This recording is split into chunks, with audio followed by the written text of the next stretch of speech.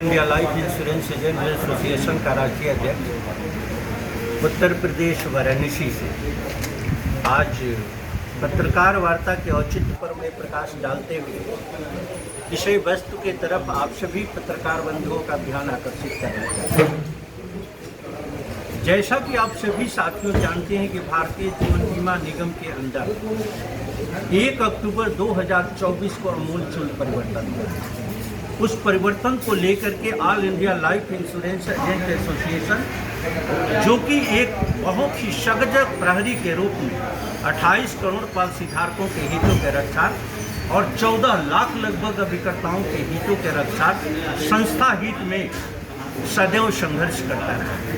1 अक्टूबर 2024 के बदलाव को लेकर के संगठन ने बड़ी ही प्रबल आवाज़ उठाया, लेकिन प्रबंधन के ऊपर इसका कोई असर नहीं पड़ा। मैं परिवर्तन की तरफ आपका ध्यान आकर्षित करना चाहता हूँ।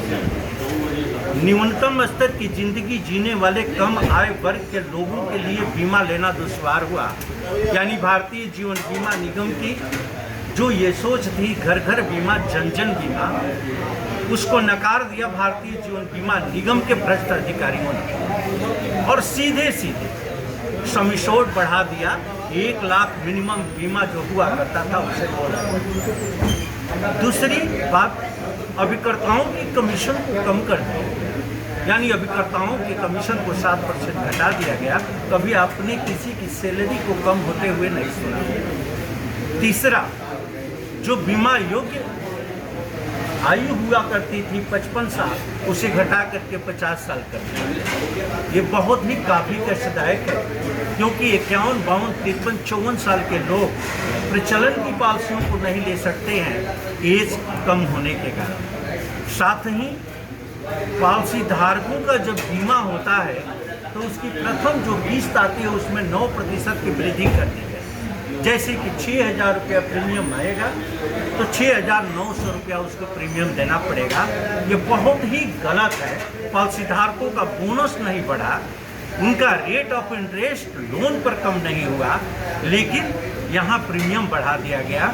यानी भारतीय जीवन बीमा निगम से उनका रिश्ता कैसे टूट जाए, अभिकर्ता कैसे प्रताड़ित हो जाए, बस यही सोच इन प्रबंधन के लोगों का है, जिसका निंदा करता है all India life insurance agents association. इस मुद्दे को लेकर के जब संगठन ने प्रबल आवाज़ उठाया, देश के अंदर 28 करोड़ पॉलिसी धारकों के बीच आवाज़ गई, जब 14 लाख लगभग अभिकर्ताओं के बीच ये आवाज़ गई, तो स्थिति में आपको बता दूं क्लियर कि प्रबंधन ने आतंक का माहौल पैदा करने के लिए 1972 रेगुलेशन अमेंडमेंट 2070, जिसको मैं कहता हूँ कि तथा कथित नियमावली है, यह अभिकर्ताओं के दमन के लिए बनाया गया है, अभिकर्ताओं के अंदर भय के लिए बनाया गया है, जिससे कि अभिकर्ता अपने अन्याय के खिलाफ, पॉलिसीधारकों के अन्याय के खिलाफ आवाज़ न उठा सके। उसी नियमावली का दुरुपयोग करते हुए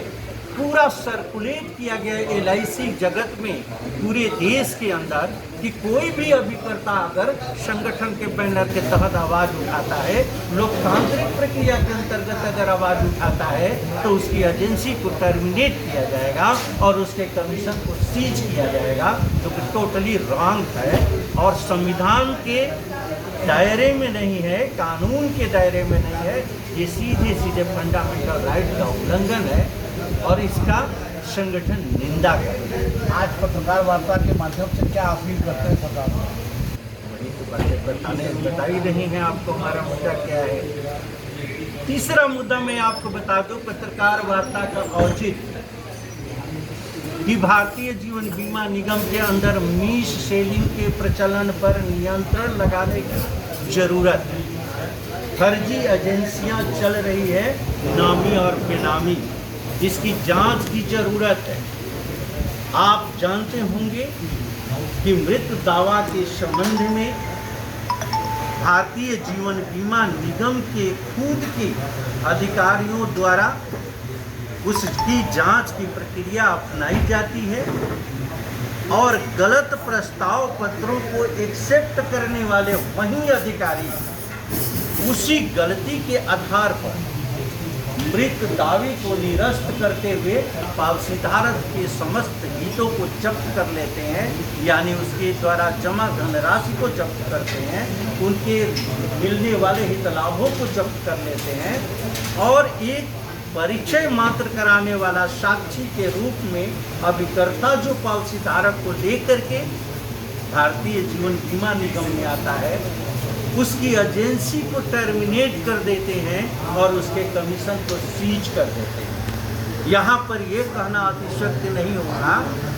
कि त्रुटियों को करने के लिए अलाउ करने वाले प्रस्ताव को एक्सेप्ट करने वाले और खारिज करने वाले सक्षम अधिकारियों द्वारा एक कृत कार्रवाई की जाती है। ये जांच का विषय है और बहुत ही गंभीर विषय है। इसकी जांच होनी चाहिए और इनके ऊपर लाइन ऑफ एक्शन होना चाहिए। फंडामेंटल राइट का उल्लंघन करके 1972 रेगुलेशन बना है, जो 2017 बना है, इसको तत्काल प्रभाव से वापस लेना चाहिए। पत्रकार बंधुओं से सिर्फ इतना ही मैं कहना चाहता हूँ कि संस्था के इंटरेस्ट में 28 करोड़ पॉलिसीधारक और 14 लाख अभिकर्ताओं के हितों में निरंतर संघर्षरत अभिकर्ताओं ने भय के कारण आंदोलन छोड़ने का प्रयास किया है। आंदोलन में सहभागिता उनकी नहीं हो पा रही है, कारण कि इस आंदोलन को जन जन तक पहुंचाना नितांत आवश्यक है।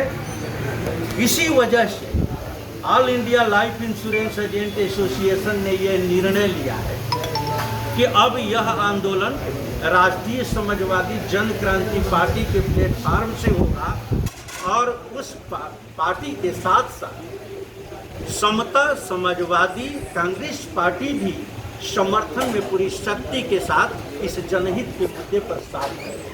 अब ये दोनों दल मिल करके पूरे देश के अंदर इसे जन आंदोलन बनाएंगे और 28 करोड़ पॉलिसी धारकों की आवाज़ बनेंगे, 14 लाख अभिकर्ताओं की आवाज़ बनेंगे और सरकार सहित भारतीय जीवन बीमा निगम को झुकने के लिए विवश करेंगे।